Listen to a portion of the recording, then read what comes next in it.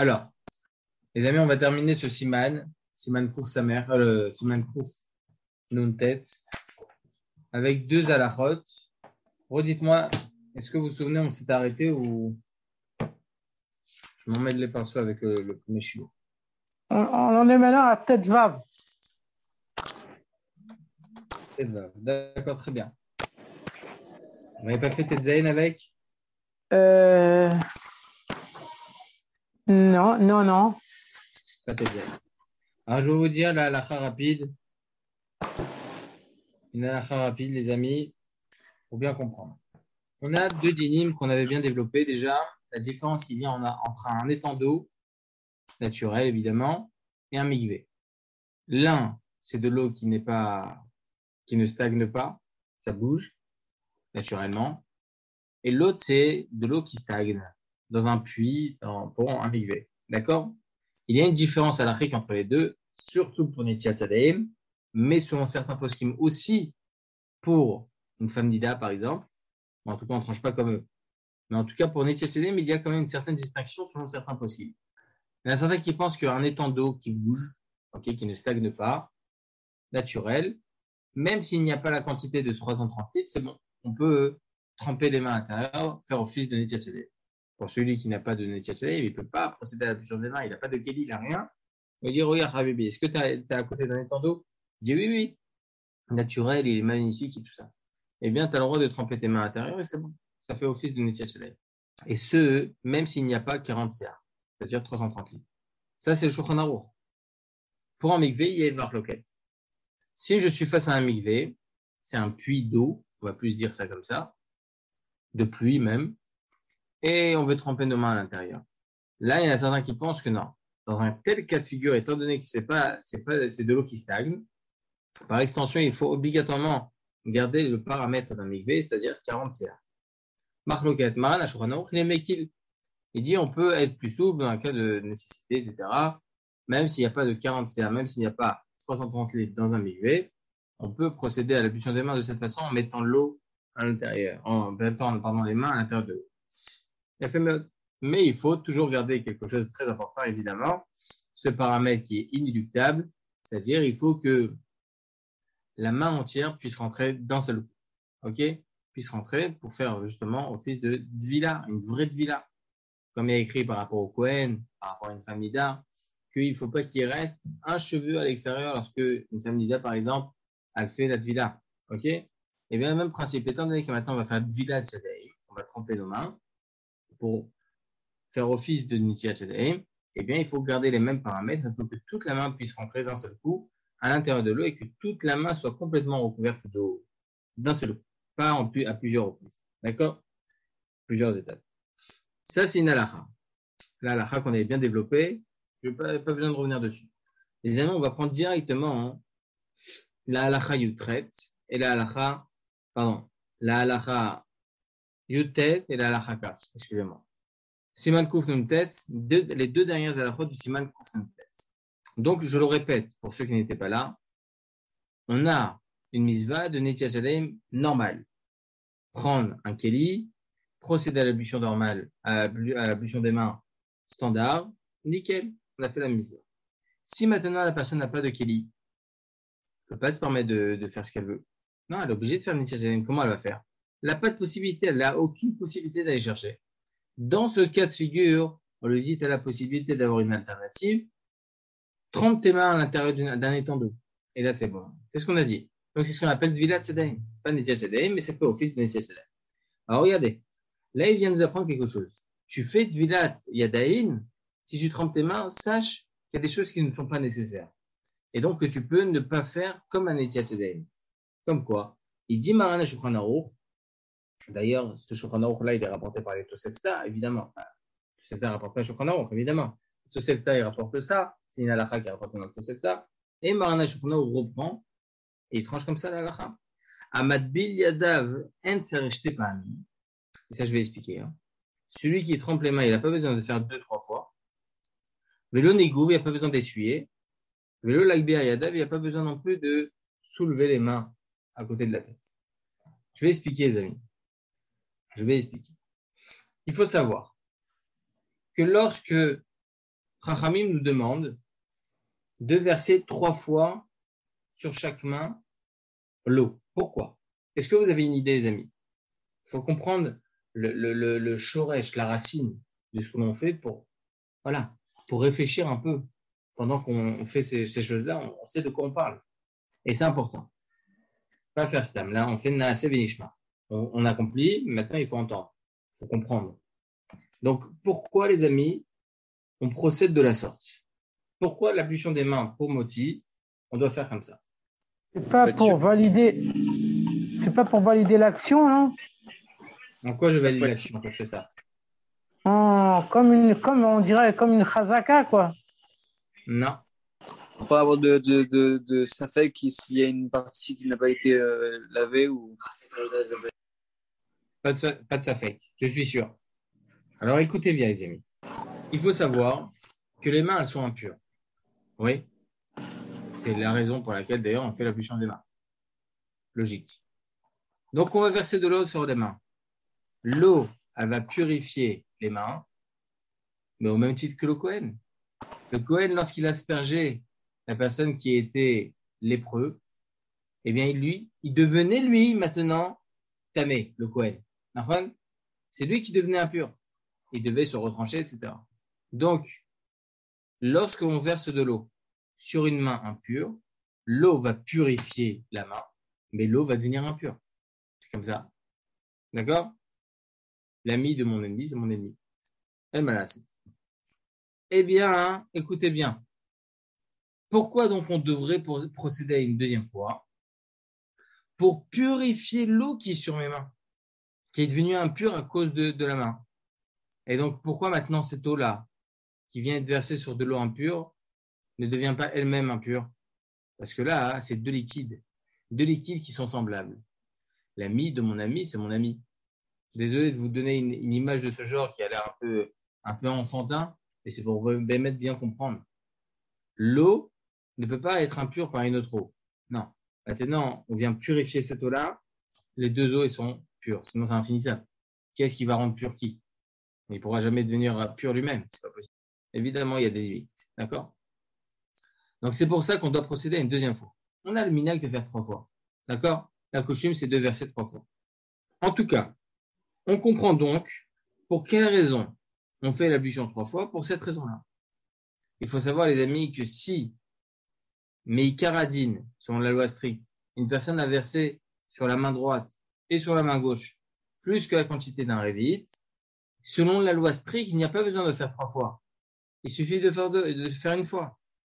D'accord? Le minag, il dit que même si tu as versé plus qu'un révite, et c'est ce qu'on fait en général, lorsque vous versez sur vos mains pour faire une Netilat avec un keli standard, logiquement, il y a plusieurs révites à l'intérieur. Donc, lorsque je verse 3 fois sur chaque main, je suis largement plus qu'un révite pour chaque main. Donc, il n'y aurait pas besoin de faire 3 fois. Mais le minag, il est qu'on a l'habitude de faire 3 fois de chaque côté. D'accord? De faire 3 fois de chaque côté. Donc là, il vient nous apprendre quelque chose. Après que je vous ai introduit cela, écoutez bien.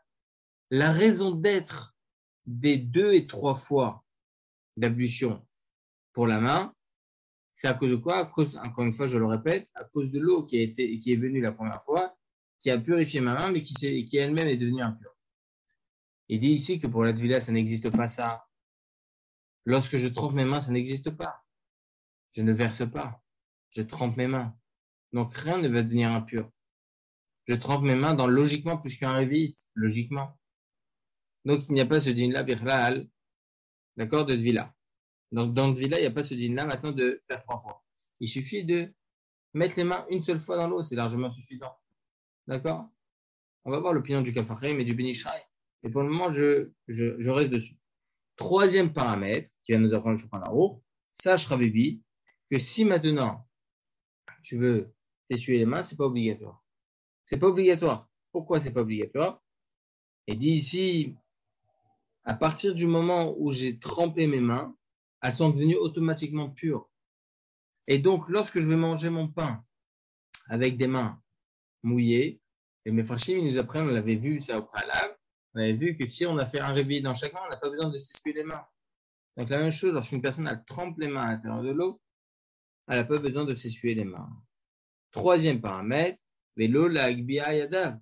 Il n'y a pas besoin non plus de soulever les mains sur le côté de la tête. Selon le Harizal, c'est important de soulever les mains pas plus haut que la tête et faire la bracha de l'Anetziat Yadayim comme ça. Là, il vient nous dire qu'il n'y a pas besoin de faire tout ça. Alors maintenant, on va essayer de comprendre pourquoi.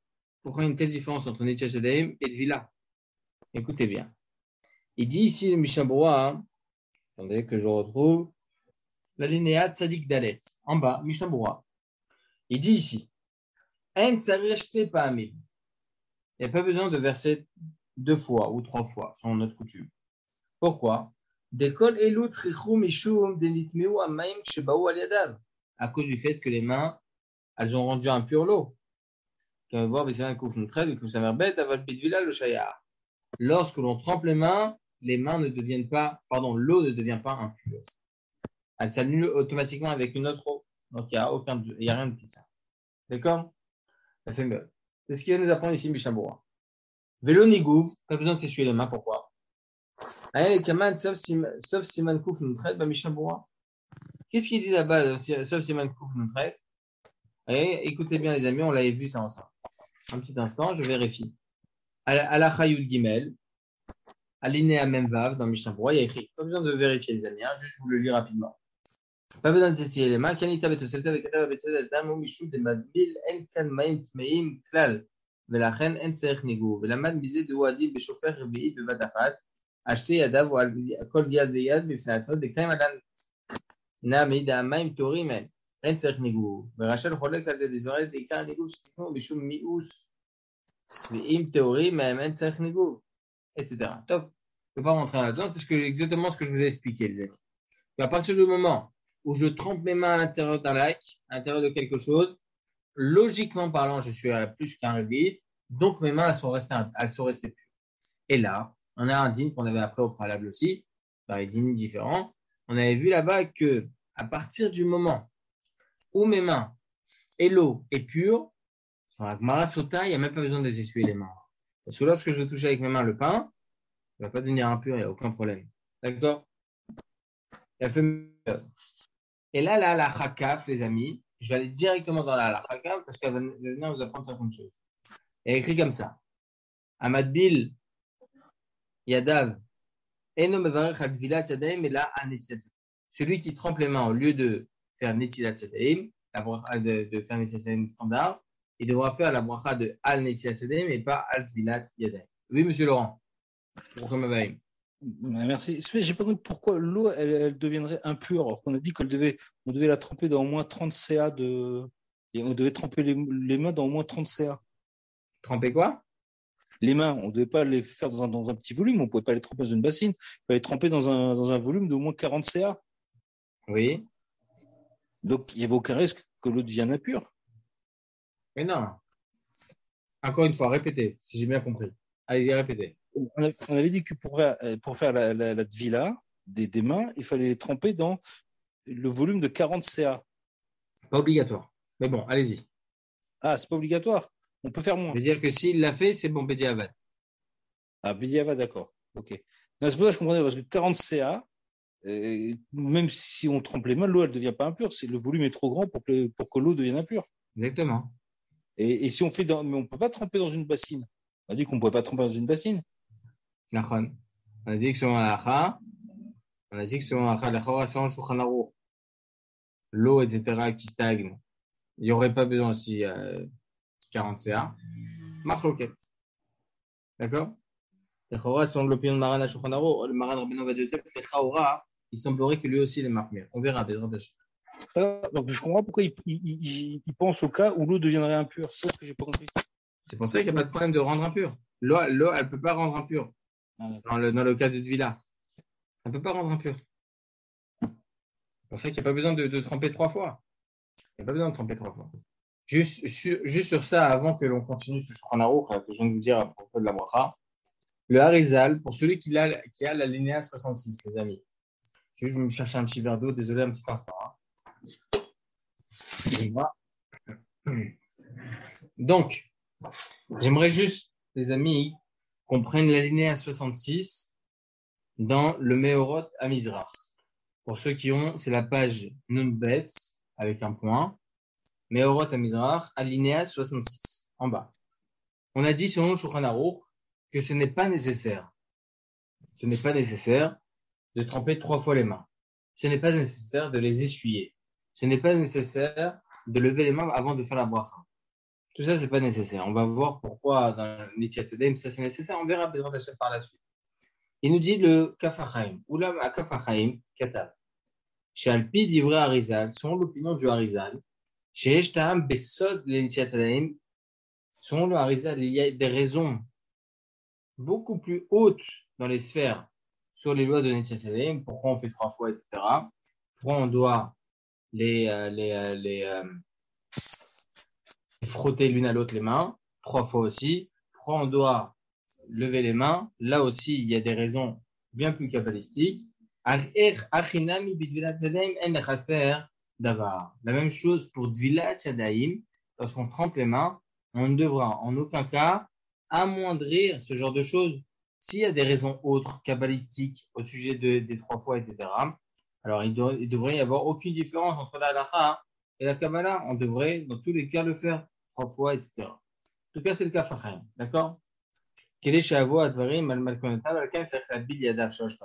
faudrait, selon Kaf HaChaim, tremper les mains 3 fois. Les chefs chez la femme, la charge va même les frotter 3 fois. Et la Guyam, il faut aussi les lever à côté de la tête. Après avoir fait la bracha, il devra descendre les mains et les essuyer. Comme ça, c'est rapporté par le Ben Ishraï. Par contre, écoutez bien. La Chabroua, Katav Kedat Maran. La Chabroua, donc du Rav David Yosef, il est écrit comme l'opinion de Maran Ashkenaz, surtout que Mashmao. Ok? Mais Vidivra Arizal, Beshem et Jombrим. Ensuite, il rapporte l'opinion de Arizal. Certains pensent qu'il faudrait faire attention. À la Khaled Maaseh, les amis, on vient de dire qu'il n'y a pas besoin. C'est vrai que sur le Kaf HaChaim et le Ben Ishraï, c'est important d'être marqué. Est-ce obligatoire? Pas du tout. D'accord? Ça, c'était juste pour terminer sur ce séif-là. Je vais continuer le deuxième séif, rapidement. Ahmad Bilyada, donc on a dit une personne qui trempe ses mains. Il ne procède pas à l'ablution des mains standard. D'accord? Il trempe les mains dans l'eau. Dans ce cas de figure, qu'est-ce qu'il nous dit ici? Maran HaShulchan Aruch, il devra, quand bien même, continuer la même beracha et dire Al Netilat Yadayim et non pas Advilat Yadayim. Pourquoi? Pourquoi on a tel changement? Il faut savoir, les amis, que tout ce que Chachamim instaure, on doit le suivre à la lettre. Tout ce que Chachamim instaure, de A à Z. De A à Z. D'accord? Il nous dit ici, attendez, il dit ici que la bracha de Advilat Yadayim, elle n'existe pas. Chachamim, ils ont instauré quoi? Chachamim, ils ont instauré Netilat Yadayim et la bracha de Netilat Yadayim. Si c'est Chachamim qui a instauré ça, alors on devrait faire Advilat Yadayim. On ne devrait pas changer Advilat Yadayim. Il nous dit ici que selon la Gemara, c'est écrit nulle part cette bracha de Advilat Yadayim. C'est écrit juste Netilat Yadayim. Donc, étant donné que la Gemara ne nous rapporte en aucun cas ce nossar de bracha, Chachamim nous aurait donc jamais instauré une telle bracha. Par extension, cette bracha n'existe pas. Advilat Yadayim. Comme ça, il explique d'ailleurs le Mishnah dit que la coutume, c'est de faire Netilat Yadayim, que ce soit pour les Ashkenazim ou pour les Sfaradim, les Chaora. Mais regardez ce que le Rama y rajoute. Le Rama y rajoute la chose suivante. Veyesh omrim, de mevachim advilat yadayim. Selon les Ashkenazim, on fait la bracha de advilat yadayim. Et d'ailleurs, il conclut le Rama en disant à la fin, vechenikar. Comme ça, étrange. Pour ça que pour les Ashkenazim qui trempent les mains, ils ne font pas la pulsion des mains normale. Ils font advilat yadayim, ils trempent les mains. Ils changent la beracha et ils disent Advilat Yadayim. Nous, les Sfaradim, on ne change pas. Parce que pour nous, comme il explique d'ailleurs Michel Brock, on va voir ça tout de suite, cette beracha n'existe pas dans la Gemara. Chachamim, ils ont instauré uniquement Netilat Yadayim. Netilat Yadayim, ils n'ont pas instauré Advilat Yadayim. Et donc, comment on peut dire dans la beracha Sheikh Idishanu B'tal Tzivanu? Non, c'est faux. Alors, regardez, on va voir tout de suite le Mishnah Berurah. Enom Bevarer, Sheikhan Tzivanu Al-Zula. Quand est-ce qu'on a été ordonné de faire Advilat Yadayim? Aval Al-Netila Nistavil. Sur l'ablution des mains, on a été ordonné. Ce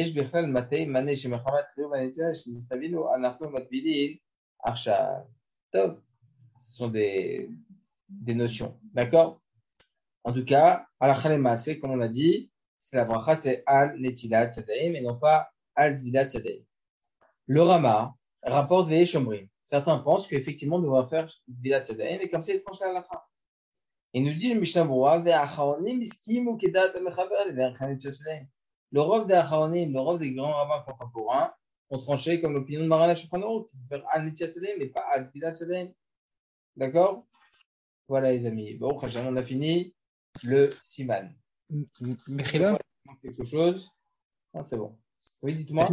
moi, je n'ai pas compris pourquoi, s'il y a pas de, si dans le Gemara, il n'y a aucune trace de la bracha al tivilat yadaim, si la plupart des Haronim tranchent qu'il faut faire al netilat yadaim, pourquoi Mishnah Berurah, enfin, ou le Rama, il tranche différemment? Parce que lui, c'est son opinion. C'était ça la coutume, là où il habitait. De faire Al-Vilat Sadaim. Oui, mais sur qui il se base? Il fait le Rama, il n'improvise pas. C'est qui? Le Tour et le Mordechai, le Smag et le Sefer Haïgour. Grand Rishonim. D'accord? Pas inventé, vous avez raison. D'accord. Et eux, s'il n'y a pas de trace dans la Gemara, comment ils font? Donc, ça décale d'un niveau, mais comment ils font s'il n'y a pas de trace dans la Gemara? Comment ils font pour. Ils vont vous dire que c'est une bracha erronée de faire Al-Netilat Sadaim, c'est faux? Bah, sinon, Al-Netilat nous ordonne de nous laver les mains, c'est vrai aussi. Oui, mais c'est pas ça ce que l'on procède. Vous êtes bien d'accord? Oui? Bah, donc, Al-Tevilat, ça va être plus précis, on va dire. Mais c'est pas faux. Al-Netilat, c'est pas faux. Ça va être plus précis. Al-Tevilat Yadaim, mais c'est pas faux. On procède pas à l'ablution des mains quand on fait voilà. On procède pas à l'ablution des mains, on fait Al-Vilat Sadaim. C'est pas la même chose, c'est-à-dire qu'on va se mentir. Je fais la bracha de Al-Netilat Sadaim. On pourrait dire que je me mens.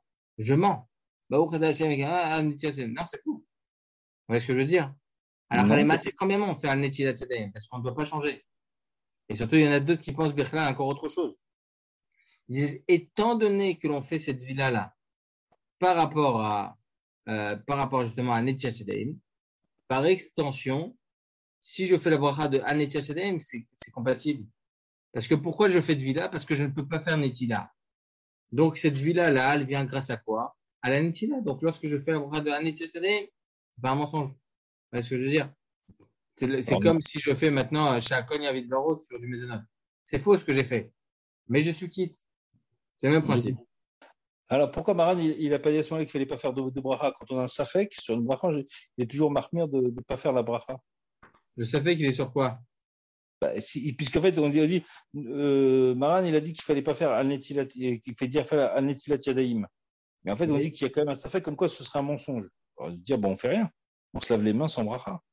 Si on a un safek. Là, la marloquette, elle n'est pas s'il faut faire ou pas la bracha. Elle est sur quelle bracha? On ne dit pas ça fait bracha sur ça. D'accord. On dit ça fait bracha techniquement s'il y a une marloquette, est-ce qu'il faut dire ou pas la bracha? Mais lorsqu'il y a une marloquette, c'est quoi la bracha? On ne dit pas ça fait bracha. D'accord. Ok. D'accord? Les amis, on va commencer rapidement. Quelques minutes, il nous reste. Le Siman couvre sa mère, Baruch Hashem. On a, Baruch Hashem, commencé, je ne sais pas depuis quand. Le Chot Netchazem, on a fini 2 Simanim. Et c'est très, très important. On a pris beaucoup de bases. Écoutez bien ce que dit le Shulchan Aruch. Ce Shulchan Aruch, il est déjà tout d'abord apporté par la Maseret Baba Kama et écrit comme ça. Ma'im shenishtanu marehen ben mechamat atzman ben mechamat davar shenafal letochan ben mechamat mekoman psulin. Il dit de l'eau qui a changé de couleur, ou bien parce que voilà, c'est petit à petit ça change de couleur, c'est l'eau qui est pas propre, ok. Ben mechamat davar shenafal letochan, que ce soit par le fait que il y a quelque chose qui est tombé dedans, donc ça a changé de couleur. Ben mechamat mekomam, ou bien on les a mis dans un endroit, cette eau-là on a mis dans un endroit qui est impropre et donc c'est devenu opaque. L'eau est devenue opaque. Donc tous ces 3 cas de figure, souligne, ok, cette eau-là, elle sera impropre pour la misade de Netilat Sadaim. C'est ce qu'il nous dit ici Shulchan Aruch. Alors, on va lire ensemble avec votre permission le Kitsur Bet Yosef qui se trouve dans la page Nun Bet avec les 2 points et un 1. On va trouver les sources de ça. Il y a écrit comme ça. Ma'im shenishtanu marehen ben mechamat asman ben mechamat davar shenafal letocho adib souli. De l'eau qui a changé de couleur à cause de quoi? À cause, voilà, parce qu'on l'a laissé stagner, ou bien il y a quelque chose qui est tombé dedans. L'homme en tout cas, tous les cas de figure, tous les cas de figure, on dit que c'est pas sous. L'eau, elle est pas sous. Il tape matin, c'est rapporté dans la Mishnah, Masachet Sadaim. Natan le tochan kum. Ah, pardon. Kumus le kankandom. Excusez-moi.